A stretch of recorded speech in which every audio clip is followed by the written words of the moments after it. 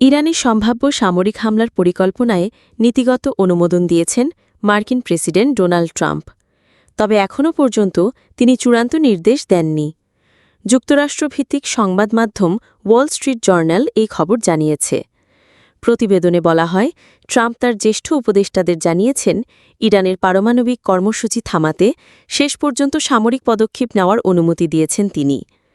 তবে তেহরান শেষ মুহূর্তে কোনো সমঝোতায় আসে কিনা তা দেখার জন্য কিছুটা সময় নিচ্ছেন।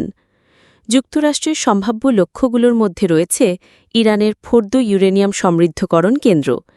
এটি পাহাড়ের গভীরে অবস্থিত এবং সামরিক বিশ্লেষকদের মতে কেবলমাত্র সবচেয়ে শক্তিশালী বোমা দিয়েই এ স্থাপনাটি ধ্বংস করা সম্ভব। এর আগে ট্রাম্পকে জিজ্ঞেস করা হয়েছিল তিনি ইরানের পারমাণবিক স্থাপনায় হামলার বিষয়ে সিদ্ধান্ত নিয়েছেন কিনা। উত্তরে তিনি বলেন, আমি করতেও পারি, নাও করতে পারি।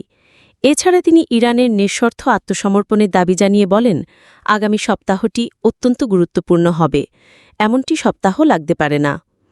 ইরানের সর্বোচ্চ নেতা আয়াতুল্লাহ আলী খামেনি ইতোমধ্যে জানিয়ে দিয়েছেন তার দেশ আত্মসমর্পণ করবে না। তিনি হুঁশিয়ারি উচ্চারণ করে বলেন, যুক্তরাষ্ট্র যদি সামরিক হস্তক্ষেপ করে তবে তার চরম মূল্য দিতে হবে। এদিকে গত কয়েকদিনে যুক্তরাষ্ট্র মধ্যপ্রাচ্যে তাদের সামরিক উপস্থিতি বাড়িয়েছে।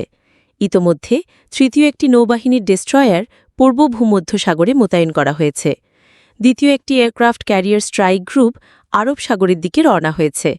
যদিও পেন্টাগন জানিয়েছে এসব মোতায়েন প্রতিরক্ষামূলক ব্যবস্থা হিসেবে নেওয়া হয়েছে, তবে বিশ্লেষকদের মতে এর মাধ্যমে যুক্তরাষ্ট্রের আক্রমণাত্মক প্রস্তুতি আরও সুসংহত হয়েছে। বিশ্লেষকদের আরও ধারণা, ইসরায়েলের সঙ্গে সমন্বয় করে যদি যুক্তরাষ্ট্র ইরানের বিরুদ্ধে সামরিক অভিযান চালায় তবে এই মোতায়েন কৌশলগত সুবিধা এনে দেবে, পাশাপাশি তেহরানের ওপর চাপ সৃষ্টি করবে যাতে তারা আত্মসমর্পণ বা সমঝোতায় আসে। উল্লেখ্য, ইসরায়েল ও ইরানের মধ্যে চলমান পাল্টাপাল্টি হামলায় ইরানে মৃতের সংখ্যা 450 জন ছাড়িয়েছে। অন্যদিকে ইরানে চালানো পাল্টা হামলায় ইসরায়েলে এখন পর্যন্ত 24 জন নিহত হয়েছেন জানিয়েছে এক মানবাধিকার সংস্থা।